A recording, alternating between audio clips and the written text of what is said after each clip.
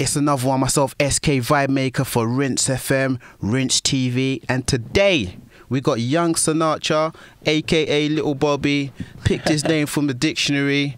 Maryland's in the house. Logic, what's happening, man? What's up, man? How you doing? Straight up, man. I know you've been in the UK a few times. Yes. But you're here to do shows this time. Yes. A different type of mind state, huh? Definitely. Yeah, it's crazy, man. It's awesome. I love being out here. I love seeing the fans. It's totally different from the States. I don't know. They're a little more into it. So that's why I love it out here. It's crazy. Your ability speaks for itself. You've released a few mixtapes, your debut album towards the end of last year. Yeah. And what I get from you, from listening to your music and just, you know, kind of studying you a little bit, is that you seem like a real student of the game. 100%. Would you say that's fair to say? Yes. I feel like it's almost like you wouldn't go to war and not know how to use your weapon, you know. And I feel like if you're gonna pull a gun out on somebody, you better know how to assemble it and disassemble it with your eyes closed. And that's how I feel like my knowledge of hip hop is. Like, you should know about the past, the present, where it's going, just anything and everything. And don't get me wrong, I don't know everything, but I am a student and I'm learning every day. And it's because I love hip hop. I love music. Yeah. With so fucking much, my greatest fear is I'ma die alone.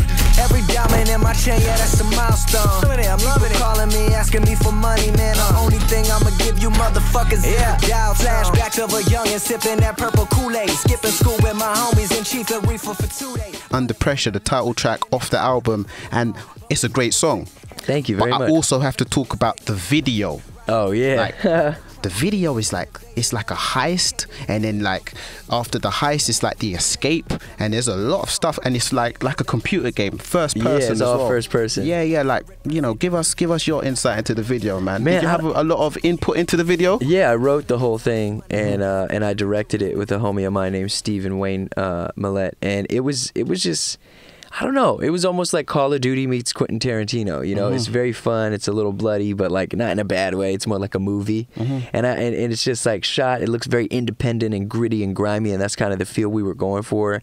And I hired a whole bunch of stuntmen, and then they had to get choreography, and they're jumping through glass and fighting each other, and just, man, it was a really awesome experience to be a part of. You know, back in the Young Sinatra days, you're still Young Sinatra, but the mixtapes was under that guise as well. Yeah. Like, you had mixtapes in rotation, respected on the underground, then you released your debut album. How was the transition from the mixtapes to the album for you? It was awesome. It's different because, like, with mixtapes, you know, you can essentially just put whatever you want together and then put it out. But with an album, you have to get samples cleared, and certain things, there's certain samples I couldn't get cleared. So, you know, then from there, it can be very hectic on actually being able to release things.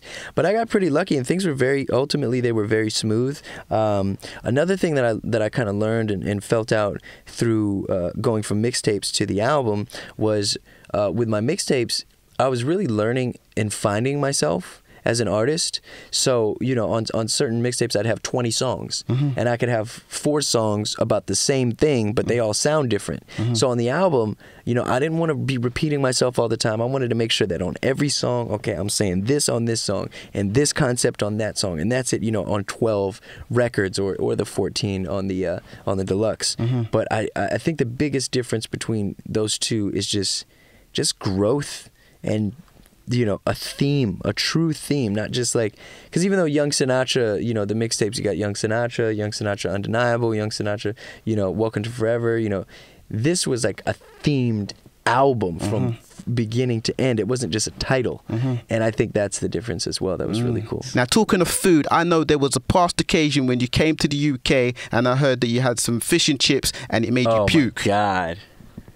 Bro, yeah, the first time I was ever here, it was 2 years ago, and I get off the plane, and I don't like flying too much already, but I get off the plane, and I'm starving, and we go to this pub across the street from the hotel, and I was like, oh, this is cool. This isn't too bad. And then I just go to the hotel and I yak up, and I was I was sick. I think you just went to the wrong place, though. I must have. You're giving UK food a bad reputation. I'm scarred now. I'm scared. It's crazy. But no, it's not that bad. It's cool. You guys got good food. And I got to say, I'm about the lines. I really like deciphering lines. Now, you said something on the track, and you said, ever since I was a young'un, I knew I'd break in the game, while you worship other rappers that leave you less entertained. Yeah. Some big talk, man. I remember when I wrote that, I was in a hotel in Austin, Texas in 2010. That's crazy. And man, it's kind of funny how far things have come. But yeah, I felt at the time like maybe people, because their names were more known, they may have been getting more praise, even though they might not necessarily have been actually doing that much, you know. It's just kind of the name is so big that people are like, oh yeah, that's pretty good, that's pretty good. I don't know, but now my mentality is so different. It's different. I don't know, it's just I kind of don't give a damn what others are doing now. I'm just focused on me and my fans and my artistry. That's something I like to always ask musicians, artists is what type of artist does Logic see himself as? You know, directly from the artist, what they think about themselves. I think the type of artist that I am, for me, it's all about the message, and it's all about the sonics, you know, because I think at the end of the day, you know, it's proven, it's shown from what's on the radio to what's on underground to this to that.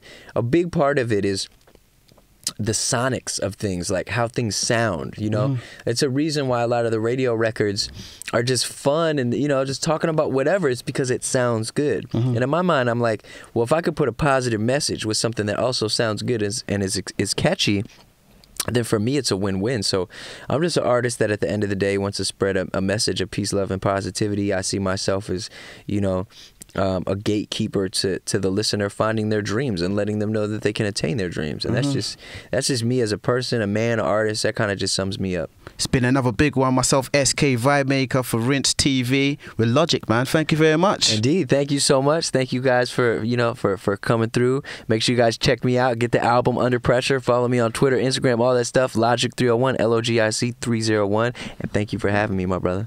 Done now.